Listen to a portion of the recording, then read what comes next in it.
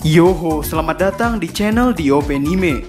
Kepada nakama semua, silahkan follow IG kami juga untuk mendapatkan info resmi dan terbaru dari kami. Yoho, pemerintah dunia melarang beberapa hal yang berkaitan dengan sejarah. Entah sejarah kerajaan kuno, sejarah senjata kuno, dan bahkan sejarah mengenai apa yang terjadi di masa lalu pun, pemerintah dunia tidak memperbolehkan orang-orang mempelajari hal tersebut. Pemerintah dunia sampai-sampai memusnahkan orang-orang beserta pulaunya ketika ada yang menentang perintah pemerintah dunia ini. Pulau Ohara beserta arkeolognya merupakan contoh nyata bahwa pemerintah dunia benar-benar membasmi seluruh orang yang ingin mengetahui tentang kerajaan kuno. Dan kemarin, ada nakama yang bertanya, kenapa pemerintah dunia diam saja terhadap Pulau Wano Kuni? Padahal Wano Kuni adalah termasuk sumber dari mana Poneglyph itu berasal. Sehingga itulah hal yang akan kita bicarakan, yakni mengenai asal-usul adanya Anakdi dan kenapa Wano Kuni tidak dihancurkan oleh pemerintah dunia. Jadi, selamat datang di Mega Teori DOP Anime. Tanpa basa-basi lagi, langsung saja, mari kita mulai. Misteri terbesar yang Oda selipkan pada karakter utama manga yang ia buat adalah nama Di. Minim sekali informasi mengenai Di ini. Info terbaru yang kita miliki tentang Di adalah Corazon mengatakan bahwa Di adalah musuh alami kaum naga langit. Jika nakama sudah menonton mega teori kami yang membahas mengenai kerajaan kuno dan 8 anggota keluarganya, kami di sana mengatakan bahwa 5 dari 6 klan besar di Wano Kuni termasuk ke dalam keluarga atau aliansi kerajaan kuno. Dan ada 3 ras asli yang tercatat dari bulan, yakni orang-orang Birka, Skypia, dan Sandia. Perbedaan teknologi antara orang-orang bulan dan orang-orang bumi sepertinya benar-benar jauh.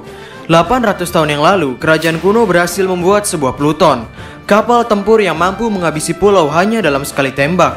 Dan di masa sekarang, orang-orang bumi yakni angkatan laut harus mengerahkan banyak sekali kapal untuk menghancurkan sebuah pulau. Sehingga, meski 800 tahun telah berlalu, orang-orang bumi masih belum mampu untuk mengejar ketertinggalan mereka dalam hal teknologi. Nah, sekarang poinnya adalah dengan orang-orang bulan yang memiliki tingkat kecerdasan setinggi itu, dengan mereka yang berbeda ras atau berbeda planet, apakah benar mereka ingin menikah dengan orang-orang bumi dan melahirkan anak dengan setengah ras bulan dan setengah ras bumi, yang kebanyakan para teoritis One Piece mengatakannya sebagai Anakdi, yang berarti Demilum, yang artinya adalah setengah bulan. Apakah orang bulan sudi menikah dengan orang-orang bumi? Menurut kami tidak. Dengan orang-orang bulan yang tidak ingin menikah dengan orang-orang bumi, bukan berarti bahwa orang-orang bulan adalah orang yang jahat.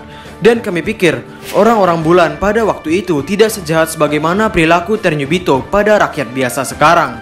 Karena sepertinya, kejahatan rendahan yang dilakukan oleh Ternubito sekarang itu bukanlah kejahatan yang cocok dilakukan oleh orang-orang bulan.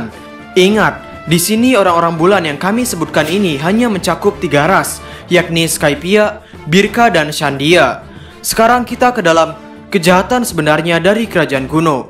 Kerajaan kuno adalah kerajaan besar. Rasanya sulit dibayangkan jika kerajaan ini bisa dikalahkan oleh orang-orang bumi. Sehingga seperti kebanyakan cerita yang beredar, ketika sebuah kekuasaan terlalu solid atau terlalu kokoh, biasanya yang menghancurkan kekuasaan itu bukanlah sesuatu yang dari luar, melainkan sesuatu yang dari dalam. Atau bahasa gampangnya adalah kerajaan kuno hancur karena adanya pengkhianatan dan provokasi. Kami pernah membahas detail beserta poin pendukung mengenai bagaimana sebuah pengkhianatan di channel yang lama. Tapi, di sini kami hanya akan membuat teori yang singkatnya saja, yakni salah satu orang dari kerajaan kuno membuat sebuah pengkhianatan. Orang ini memprovokasi orang-orang bumi untuk bersatu melawan kerajaan kuno. Lalu apa yang diprovokasi oleh orang tersebut kepada orang-orang bumi? Jawabannya adalah karena orang-orang bulan atau orang-orang Birka menjajah bumi dunia One Piece, mereka menghabiskan sumber daya yang ada di bumi. Kerajaan kuno mengambil terlalu banyak sumber daya yang ada di bumi, dan hal ini bukanlah hal yang bagus bagi warga asli bumi. Poin ini didukung dengan bulan yang sudah tidak memiliki sumber daya lagi. Bulan kini menjadi tempat yang tandus ketika diduduki oleh orang-orang Birka. Dan pada salah satu cover page Enel, di sini disebutkan bahwa nama kota ini adalah Birka. Karena kekurangan sumber daya, mereka pergi ke planet biru. Bisa nakama lihat, bulan adalah contoh nyata apa yang terjadi jika orang-orang Birka menguasai suatu planet. Yang terjadi adalah planetnya berubah menjadi padang tandus. Tidak ada air, tidak ada makanan, dan tidak ada tanaman. Intinya benar-benar habis karena ulah orang-orang Birka. Sehingga orang-orang Birka datang ke bumi untuk mengambil sumber daya yang ada demi kebutuhan mereka. Yang jelas dari tindakan ini, orang-orang Birka baru saja mengambil apa yang bukan haknya. Dan mungkin dari sinilah awal terjadinya perang. Dengan adanya satu orang yang berkhianat dari kerajaan kuno, kini orang-orang bumi memiliki satu orang hebat yang setidaknya bisa memberikan orang-orang bumi sebuah teknologi untuk memerangi kerajaan kuno. Dan kami pikir teknologi itu adalah buah setan. Dan orang yang mengkhianati dari kerajaan kuno namanya adalah Im Sama. Poin pendukung 20 kerajaan pendiri menggunakan kekuatan buah setan pada 800 tahun yang lalu adalah Wano Kuni. Tempat di mana para pengrajin hebat berasal dan juga para penduduknya memiliki ikatan yang kuat dengan kerajaan kuno ini merupakan sumber dari batu laut di dunia. Dikatakan oleh Hawkins bahwa batu laut yang ada di seluruh dunia berasal dari Wano Kuni.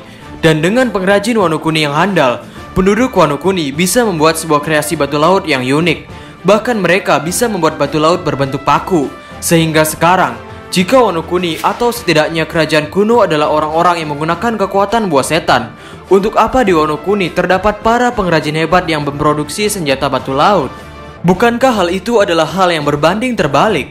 Sehingga kami pikir, keberadaan batu laut yang ada di Wano Kuni dan para pengrajinnya yang andal ini merupakan poin pendukung untuk mengatakan bahwa pada perang 800 tahun yang lalu, kerajaan kuno menghadapi 20 kerajaan pendiri yang saat itu memiliki kekuatan buah setan. Sudah cukup berbicara mengenai pengkhianatan dan buah setan. Sekarang kita ke pasca kerajaan kuno hancur. Di mega teori kami sebelumnya, kami mengatakan bahwa kerajaan kuno membuat dua langkah setelah kehancurannya, yakni mereka membuat Poneglyph dan Raftel. Tapi bagaimana dengan penduduknya? Bagaimana nasib penduduknya setelah kerajaan kuno hancur? Dalam pandangan kami, di saat kerajaan kuno hancur, para penduduknya berpencar menyelamatkan diri mereka masing-masing, memastikan bahwa ada penerus dari kerajaan kuno yang lahir setelah kejadian itu. Dan kami pikir, dari sinilah orang-orang Birka atau orang-orang bulan menerima untuk menikah dengan warga asli bumi, yang mana hal ini menciptakan manusia dengan nama Di, yakni Demilum. Dengan lahirnya anak Di yang mana dia adalah setengah bulan dan setengah bumi, setidaknya sang anak memiliki gen yang seimbang antara bumi dengan orang-orang bulan, dan mungkin bisa menjadi kunci untuk menciptakan dunia yang seimbang. Kenapa Wano Kuni tidak dihancurkan oleh pemerintah dunia? Setelah apa yang kita bicarakan barusan, pemerintah dunia dalam sudut pandang teori ini sepertinya bukanlah hal yang benar-benar jahat. Jadi, kenapa Ohara yang hanya meneliti Poneglyph pulaunya itu dihancurkan, sedangkan Wano Kuni yang di dalamnya terdapat klan yang membuatkan kerajaan kuno Poneglyph tidak dihancurkan oleh pemerintah dunia? Sepertinya untuk menjawabnya, kita perlu kembali ke dalam hal yang disebut sebagai abad kekosongan. Abad kekosongan terjadi sekitar 900 sampai 800 tahun yang lalu. Dan ngomong-ngomong, orang bulan jika dilihat dari cover page Enel mendatangi bumi sekitar 1100 tahun yang lalu. Tidak ada satupun orang yang tahu mengenai apa yang terjadi pada abad kekosongan. Jika memang perang terjadi pada saat abad kekosongan dan dimenangkan oleh 20 kerajaan pendiri, seharusnya pemerintah dunia tidak melarang orang-orang untuk mempelajari sejarah pada saat abad kekosongan. Dan seharusnya malah membanggakan abad tersebut karena mereka baru saja menyelamatkan bumi dari orang-orang serakah akan sumber daya. Tapi hal itu tidak dilakukan oleh pemerintah dunia. Pemerintah dunia malah tidak memperbolehkan orang-orang untuk mempelajari sejarah yang ada dalam Poneglyph. Sehingga ini menunjukkan bahwa sepertinya pemerintah dunia juga melakukan hal yang tidak manusiawi pada saat abad kekosongan tersebut, yakni ketika mereka memenangkan perang melawan kerajaan kuno dan kerajaan kuno telah menyatakan mereka kalah dan menyerah.